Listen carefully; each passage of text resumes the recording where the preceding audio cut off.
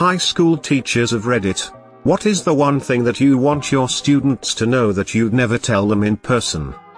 When you think you are being genius by getting me to talk about random things at the beginning of class instead of teaching, I'm really allowing it to happen. BC, I don't have enough planned to cover a full class.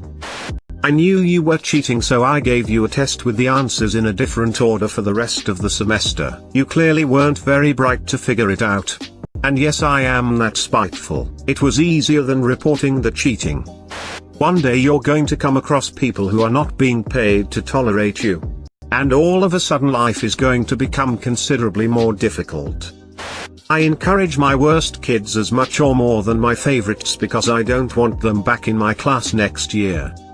If you're jacking off in class, we can tell that we have much better hearing than you assume. We just choose our battles as it pertains to inappropriate comments. And sometimes I pretend not to see that thing you did just because I too found it humorous, and speaking to you about it would only result in me cracking up.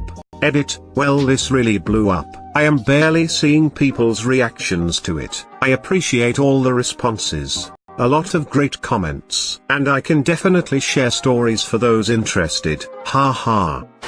If you're going to eat in class, stop staring at me while you're doing it. You're ratting yourself out. Edit, thank you everyone for sharing your stories. I literally laughed my ass off a couple of times. I've already answered this in a comment. The reason the students aren't allowed to eat is because those are the school rules. I have no say in the matter and I won't jeopardize my job for it, especially because it's my first year working there and my supervisor pops in once in a while. Secondly, I do allow water, no drinks allowed either, and I let them finish their meal outside before the second bell goes off. Sometimes they even offer me some. And if they are truly hungry, they know this, they can just ask me in the beginning of class to eat outside. I also don't punish them when I catch them. I just politely ask them to put it away and have a laugh. Telling them angrily will just piss them off. See? I'm not a complete monster. I can smell you. Everyone can. Please, for the love of God, use deodorant. Edit, thanks for the gold/silver. To the people asking why I wouldn't say this to a student, the answer is twofold.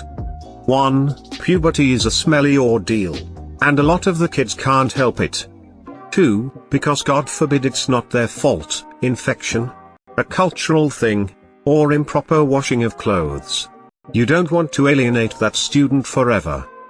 That it's just as weird for me as it is for you when we bump into each other in public. Edit, instead of responding to all, I'll tell my story here. I went on vacation with my then GF, and bumped into a student 3 states over. We both kind of shook our heads no at each other, and kept walking, silently agreeing to not address it. I saw this same student again 2 months later, during the summer, at a concert where they were underage drinking. We just shook our heads at one another again, keeping that same silent agreement. I saw this same student 4 more times during the summer entirely by accident. It was never discussed.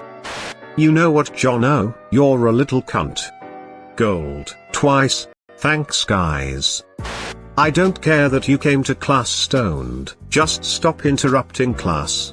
And for God's sake, don't touch any power tools while you're stoned. The weed smell doesn't magically disappear between the parking lot and my classroom. Yes, I do have favorite students. No, I won't tell you who they are because that would discourage you. But yes, they're probably who you imagine them to be. If I didn't think you would abuse the situation, I would really enjoy being more human and casual around you. I think you are a fun person to be around. My gamer tag. I usually say there's a policy against it, but there isn't. I just don't wanna play Overwatch or whatever with a bunch of relatively good kids who turn into total monsters when they play video games. If I tell the cool ones, it'll get around.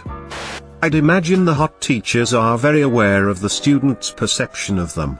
Edit, obligatory thank you to all those hot teachers who gave me the subject matter to get my most upvoted comment/post as well as my first Reddit silver. Neat. I can definitely hear the horrible things you are saying. Yes, I see that you are on the other side of the room. I may be old to you, but I am certainly not deaf. Also, that teenage boy is definitely going to buy you a Big Mac in exchange for oral sex. 100 out 100 times. I hate the texts as much as you do, but everyone just shrugs when I suggest changing them up. I'm sorry they made us keep that awful after book on the list. I genuinely offered to buy them all back from students so I could burn the waste of time that they are. I'm a bus driver. Sit the fuck down, you will die if I crash. Please stop dueling in the classrooms, that's what the bathrooms are for. I actually teach middle school rather than high school, but I'll play. I love them a whole bunch. I do actually tell them this. That's not the thing, but goddamn every single middle schooler is an asshole. Like, even the best ones. They're all assholes. You can't help it at that age. Part of the process of being a good middle school teacher is accepting the assholishness and figuring out ways to work with it. Don't worry, guys. Your peers, and you, will stop being assholes soon. Most of you, anyway. Also, all the things you think your parents and teachers don't know about, we do. We've done it all. We just would prefer not to think about you doing it because you're much too young. Edit, Suyua. You weren't an asshole when you were in middle school. You're the exception. Congratulations. You special person. You win the trophy. I've taught more than 700 kids in my career. But I didn't teach you. So I don't know. A lot of us probably drink, smoke, sleep around, etc. more than you do. And hearing you talking about it and trying to hide it as if it's something we wouldn't know about is richly ironic. A few off the top of my head. Just because I like you as a person doesn't mean that I won't fail you. Being smart isn't a justification for being lazy, and I can't pass someone that never hands in work. I moved you away from your friends because they were taking you down with them. You have a real future in sports, but you need to pass my class to play them. Your friends were making you fail, and if you don't get to play volleyball, I don't know what kind of future you have in front of you. I wish that the positivity that you get in my class could follow you home. I've met your parents and they are a nightmare. I do my best to encourage you here, but I know that some days, that just might not be enough. I have never and will never find a student intimidating. That's why I laughed at you when you asked me if I knew who your father was. Yeah. He's the manager of a car dealership. That means nothing to nobody. I had a kid throw a desk at me, and while it scared me in the moment, it didn't make me fear him. One day, you will meet someone who has real power, and I just wish that I could be there to see it. I can see who you have a crush on in the classroom. You're unique. You're not special. Set your goals high, but understand that if you change your goals to needs, you will have a lifetime of disappointment. If your parents email a teacher and argue with them, the whole staff knows, at least at my school, that my students are the reason why I am second-guessing having my own kids. One of the most valuable lessons I can teach you is to fake looking busy. If we're supposed to be working on an assignment or reading or whatever, and you see me coming your way, at the least have a piece of paper on your desk and a pen in your hand and some shit on your paper. And then I won't bother you. If you have nothing going on and can't even be bothered to make it look like you're trying, I'm heading your way. This lesson will be invaluable with eventual bosses someday. That I lied to you when I said I was 40. I was actually only 21, and I was only a couple of years older than you. I've seen you at the club and I've seen you partying. Furthermore, I have run into you in public way more times than you realize, but half the time I run away. The other half the time you catch me before I can. Also, when I was at the mall, the guy you pointed to and asked me if he was my boyfriend was just a random Tinder date I just met. He was definitely not my boyfriend. Edit, since I keep getting asked how I was able to pull off looking almost twice my age. Here goes. First of all, I had older teachers and the administration backing up my story because they were afraid that if the student knew how young I was they wouldn't respect me. Second of all, I had a very serious reserved attitude during the job. No smiling, very blunt, no nonsense.